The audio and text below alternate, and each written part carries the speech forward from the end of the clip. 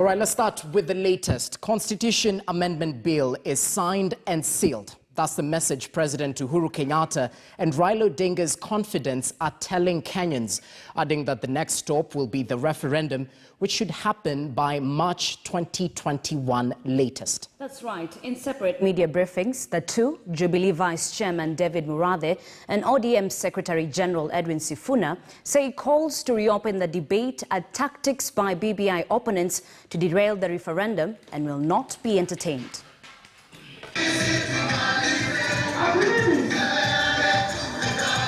After Monday's BBI validation report launch at the Bomas of Kenya, the train has left the station insofar as the road to the referendum 2021 goes. Two confidants of both President Uhuru Kenyatta and ODM leader Raila Odinga have described as almost nil chances for those calling for further consultations on BBI. Kama ni mambo ya policy, sawa. Hiyo iendelee kule kwenye cabinet.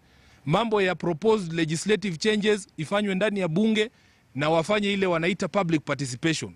But as far as the constitutional amendment bill that is contained in this document is concerned, this is the bill that starts from page 57 of the report. This bill is sealed. The constitutional amendment bill, we are not going to reopen these discussions that have taken 2 years. And it will be done the way it is, the way it has come. This is a report which has come from the task force. There is no way it will be reopened.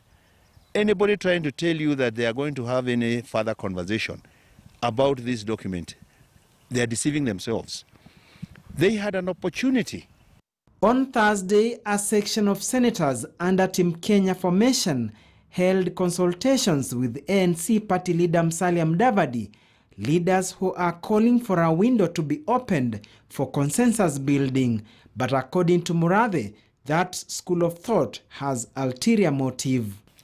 The people who are clamoring to have another team so that they can reopen it are just tactics for delaying this process. And this process, the timelines which are being looked at, depending on how quickly we get the signatures for validation by the IEBC, I don't see this thing going beyond March, April next year. It was referred to as work in progress. And so it's not a dead end itself. And I think that everybody is welcome, is invited to review. Interior CS Dr. Fred Matiang'i has ordered regional and county commanders to toe the line and avoid engaging in active politics. In the practice of government, we queue behind our president. Our president is the leader, and when our president takes a position, we queue behind that position. And for us in the security sector, we are the ones who stand ahead of the queue. For us, we support the BBI report and the discussion that is going on. In the field, we will facilitate political leaders. And I'm choosing my words carefully.